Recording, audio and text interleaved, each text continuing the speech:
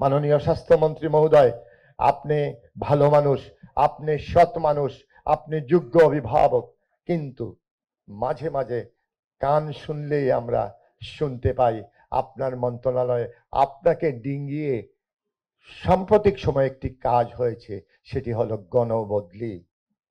এগুলোর সাথে আমরা পরিচিত নই। আমরা জানি মন্ত্রণালয় মন্ত্রী সর্বে সর্বা, warrant of presidents, rules of business, সবকিছুই মন্ত্রীকে ক্ষমতা দিয়েছে। আপনি কার দিকে তাকাবেন?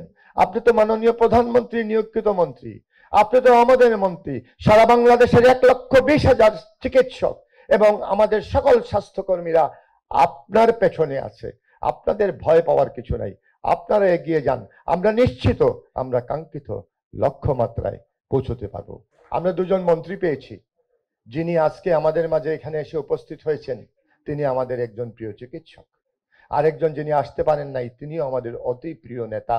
তাদেরকে সহযোগিতা করি, তাদের হাতকে শক্তিশালী করি, তাদেরকে পরামর্শ দিই এবং তারা আমরা নিশ্চিত করে বলতে পারি আমাদেরকে সঠিক গন্তব্যস্থলে পৌঁছে দিবে।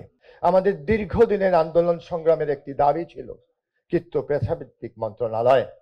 আমরা সেই কৃত্য পেশাভিত্তিক মন্ত্রণালয় না পেলেও মন্ত্রণালয়ে যে দুইজন অভিভাবক আমরা পেয়েছি, আমার মনে হয় এই আমাদের শেষ সুযোগ। এই সুযোগটা যদি আমরা কাজে লাগাতে না পারি, আমরা মনে হয় অনাদিকালের কাছে আমরা আমাদের জুনিয়র সহকর্মীদের কাছে দায়ী হয়ে থাকব।